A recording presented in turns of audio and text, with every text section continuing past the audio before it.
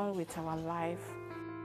On 11th of May, my mom received a call from an officer saying my dad had a fatal accident and is in a critical condition, that she should start coming to Ilé Bausa at Ajangbade. So immediately she left around 9.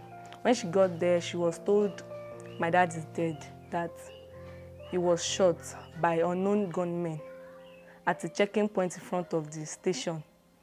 So immediately she asked that, where did the bullet hit him? They were like, chest. So she asked that, how many are there on the checking point? They said 4, but he's the only one that was shot. Immediately she told them she wants to see the corpse. So like, the corpse is at a morgue in Yaba. She was like, how is she going to identify the corpse? Like, there's a document there that she should go. So they gave her an officer to follow her, which was Eko. So when they got there, they didn't allow her to see the corpse because she doesn't have the document. The officer that followed them, because my mom was already out, she was like, when he knew the document was not available, why did he follow her? He was like, man, no deal, no be make kill am, I don't know anything, no.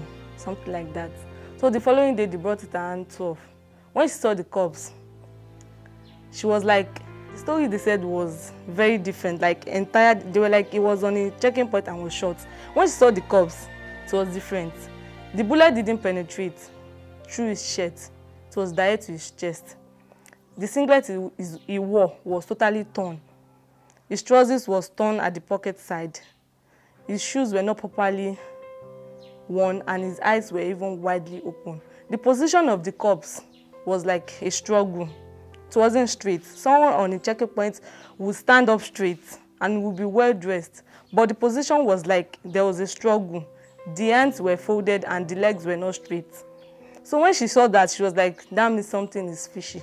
After she left, she started receiving a lot of calls from unknown people. They were like, it is the DPO that killed my dad.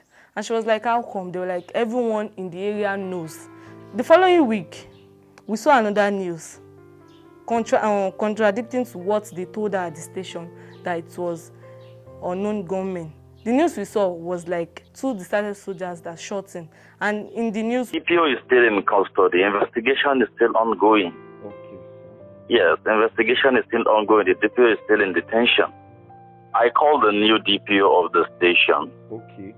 You know, since that DPO has been removed and placed in detention, we have to post a new DPO. So I called the current DPO to ask him whether there was any discussion between him and the wife as to maintenance allowance. He said no. He even summoned all the officers that to ask whether there was a discussion before he took over the station, and they said no.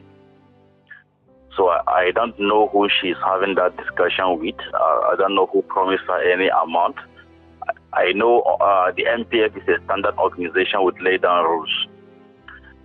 He is a serving police officer who died while serving, and is entitled to quite a number of benefits,